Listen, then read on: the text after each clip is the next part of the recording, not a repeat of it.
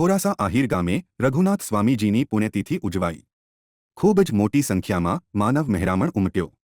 વંથલી તાલુકાના ખોરાસા આહિર ગામે મંદિરના સ્થાપક પૂજ્ય રઘુનાથ સ્વામીજીની 100મી પુણ્યતિથિની ઉજવણી કરવામાં આવી. આજથી 130 વર્ષ પહેલા બનાવેલ આ મંદિરમાં દક્ષિણના મંદિરોની કલાકૃતિ જોવા મળે છે.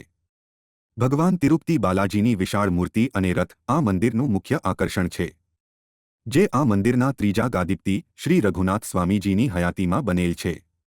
સ્વામીજીની પુણ્યતિથિમાં ગરુડ વાહનની સવારીમાં ભગવાન બિરાજમાન થઈ શણગારેલ ઘોડા અને બળદગાડા અને હજારો સેવક સમુદાય સાથે સ્વામીજીના સમાધિ સ્થાને પૂજન માટે પ્રસ્થાન કર્યું હતું.